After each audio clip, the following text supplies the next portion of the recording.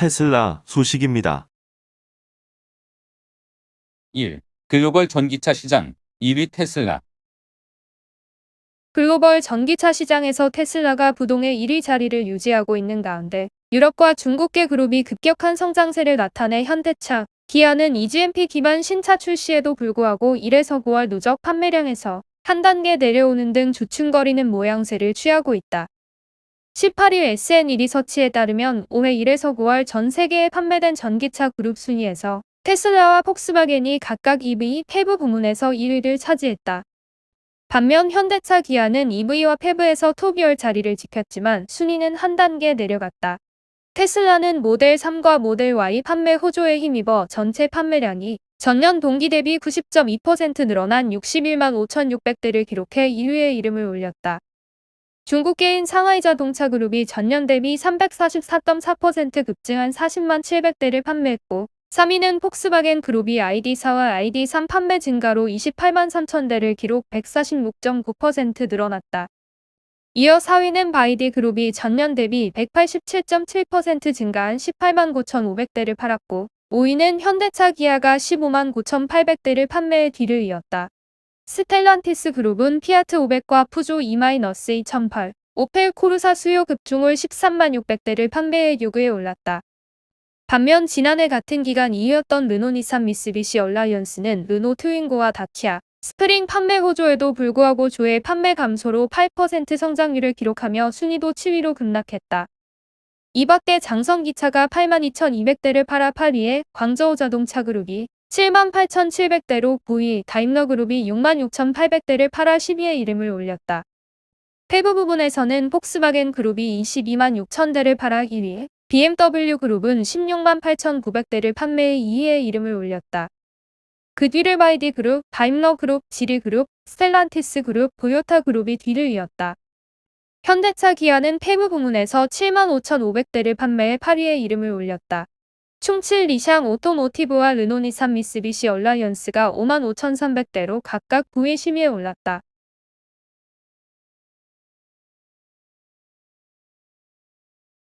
애플 소식입니다. 1. 신기능 시어플레이 공개. 애플이 페이스타임 통화를 하면서 상대방과 함께 TV나 영화를 시청하고 음악을 들으며 운동을 할 수 있는 시어플레이 기능을 공개했다. 애플 아이폰과 아이패드 사용자들은 앞으로 페이스타임 통화를 하면서 상대방과 함께 영화나 TV를 시청하거나 음악을 듣거나 운동을 할 수 있다. 애플은 iOS 15.1과 아이패드OS 15.1, tvOS 15.1에서 페이스타임 통화 중에 친구 및 가족과 동기화된 경험을 공유할 수 있는 새로운 기능인 시어플레이를 공개한다고 19일 밝혔다.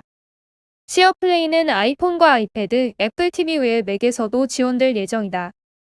사용자들은 아이폰이나 아이패드에서 페이스타임을 사용하면서 시어플레이를 통해 TV 플러스, 뮤직, 피트니스 플러스 등의 애플 서비스와 NBA 애플리케이션, 트위치, 틱톡 등을 상대방과 함께 이용할 수 있다. 또한 화면 공유 지원 기능으로 사진과 앱 내 콘텐츠 등을 상대방과 공유할 수도 있다. 애플 제품 마케팅 담당 부사장은 시어플레이는 페이스타임에서 소통하고 경험을 공유하고 함께 즐거움을 누리는 완전히 새로운 방식을 선보인다며 시어플레이는 애플의 긴밀한 하드웨어와 소프트웨어 간 통합을 활용해 아이폰과 아이패드, 애플 TV를 넘나들며 마법 같은 경험을 선사하고 다양한 애플 서비스뿐만 아니라 앱스토어에 인기 있는 몇몇 앱들에서도 작동한다고 말했다. 마이크로소프트 소식입니다. 1. 킨들 마이크로소프트와 파트너 관계 체결.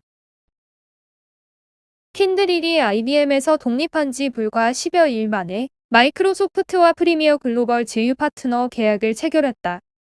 클라우드 인프라 시장을 두고 경쟁을 벌이고 있는 IBM과 마이크로소프트의 관계를 감안할 때 킨들일이 양사와 어떤 관계를 어떻게 유지해 나갈지 귀추가 주목된다. 킨들일로서는 IBM과 분리됨으로써 이 서비스 분야의 입지가 좀 더 유연해질 수 있다. 이번 마이크로소프트와의 파트너십 또한 킨들일 고객 기업들에게 새로운 기술을 제공할 수 있게 된다는 의미다. 킨들일의 글로벌 제휴 및 파트너십 리더인 스테판 레오나드는 이제 독립기업으로서 최고의 기술을 보유하고 있는 공급자 및 파트너를 물색할 수 있다. 마이크로소프트와 파트너 관계를 맺음에 따라 마이크로소프트와 공동으로 혁신할 기회를 확보했다. 대단히 깊고 넓은 제품 포트폴리오를 활용해 현대와 클라우드로 전환하는 데 일조할 것이라고 말했다. 펀데잇의 대표이자 수석 애널리스트인 찰스 킹은 킨드릴의 이번 행보가 IBM의 유산이기도 하다고 해석했다. 그는 IBM의 경우 고객 기업들이 개별 공급업체에 너무 의존하지 않고 하이브리드 클라우드 환경을 배포하기를 원한다는 사실을 일찍부터 인식했다. IBM이 경쟁사들보다 앞서 하이브리드 클라우드 솔루션을 적극적으로 개발 및 제공했던 배경이다. 킨드릴이 그러한 전통을 이어갈 것으로 기대한다라고 말했다. 킨드릴의 레오나드는 향후 파트너 기업들을 더욱 확대해 나갈 방침이라고 언급했다. 고객들이 오즈나 GCP에서도 워크로드를 실행할 수 있도록 도울 계획이라는 설명이다. 단 적어도 당분간은 킨드릴이 애저에 중점을 두고 마이크로소프트와 신규 서비스를 함께 개발해갈 것으로 관측된다. 마이크로소프트 또한 킨드릴 직원을 대상으로 하는 새 교육 프로그램인 킨드릴 유니버시티 포 마이크로소프트를 구축할 예정이라고 밝혔다. 아마존 소식입니다. 1. 폭탄선언 비자 카드 결제 안 받겠다. 아마존이 영국에서 발급된 비자 신용카드를 내년부터 받지 않는다고 선포했다. 카드 수수료가 과도하다는 이유에서다. 17일 월스트리트 저널 등 외신 보도에 따르면 아마존은 고객에게 이메일을 보내 영국에서 발급된 비자 신용카드를 내년 1월 19일부터 받지 않는다고 공지했다. 이메일에서 아마존은 가맹점 수수료가 과도해 고객에게 더 높은 비용이 발생할 수밖에 없는 구조라고 설명했다. 가맹점 수수료는 고객이 신용카드로 결제할 때 판매업체가 해당 카드를 발급한 은행에 지불해야 하는 수수료다. 수수료 비율은 비자와 마스터카드 같은 카드사가 정한다. 각종 부가 서비스를 제공하는 신용카드의 경우 수수료가 더 높지만 대부분 2% 또는 그 이상으로 알려졌다. 비자 가맹점 수수료가 얼마인지에 관해서는 아마존과 비자 모두 밝히지 않았다. 다만 아마존은 비자 신용카드 외에 비자 체크카드와 마스터카드 등 다른 카드사 신용카드는 지속 수용할 것이며 이번 결정에 따라 고객 불편이 일부 있을 것으로 예상한다고 전했다. 아마존 대변인은 기술 진보에 따라 가맹점 수수료가 내려가는 것이 마땅한데도 카드업계는 높은 비율을 유지하거나 오히려 올렸다고 비판했다. 현재 아마존은 비자 신용카드를 다른 결제 수단으로 변경하는 고객에게 10에서 20파운드의 혜택을 주는 중이다. 이번 사안에 관해 비자 측은 상황을 해결하기 위해 노력하고 있다면서 고객이 1월 이후로도 해당 신용카드를 지속해서 이용할 수 있도록 할 것이라고 전했다. 이어 아마존이 고객 결정권을 놓고 위협하는 것에 대해 매우 실망스럽다면서 고객 선택권을 제한하는 건 누구에게도 좋지 않은 일이고 강조했다. 월스트리트 저널은 아마존과 카드사가 수년째 겪어온 갈등이 더욱 심각해졌다고 썼다. 이 매체는 양측이 가맹점 수수료를 놓고 오랜 기간 불화를 겪어왔다면서 거래의 현금이 줄어들고 코로나19 이후 디지털 결제 전환이 빨라지면서 결국엔 카드사에게 유리한 싸움이 됐다고 분석했다. 신용카드를 받지 않는 상점의 경우 판매 감소라는 리스크를 감수할 수밖에 없는 구조라는 것이다. 아마존은 세계 최대 상거래 업체로 싱가포르와 호주에서 비자 신용카드로 결제 시 부가요금을 부과하는 등 비자와 대립해왔다. 아마존은 비자와 마스터카드 등 카드사가 가맹점 수수료 경쟁을 피하기 위해 공모한 혐의로 소송을 제기하기도 했다. 한편 이번 발표에 따라 비자 주식은 이날 4.7% 하락했다. 보잉 소식입니다. 1. 737 맥스. 2년 8개월만 운항 재개. 두 건의 추락 사고로 인해 운항이 중지되었던 보잉 737 맥스 항공기의 국내 운항이 2년 8개월 만에 재개된다.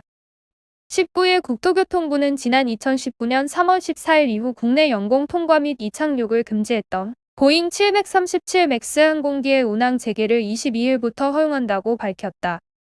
보잉 737 맥스는 2018년 10월과 2019년 3월 이륙 직후 추락하는 사고가 잇따라 일어나면서 각국 정부가 운항 중지 조처를 내린 바 있다. 이번 운항 재개 조처는 지난해 11월부터 먼저 운항이 재개된 다른 나라의 운항 기록을 모니터링하고 항공사 및 전문가 의견 수렴을 거친 결과다.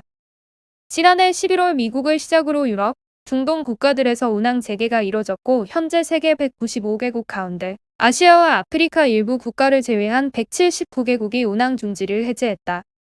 이번 운항 재개 허용 조처로 해당 기종을 보유한 외국 항공사의 국내 공항 이착륙과 영공 통과가 가능해진다.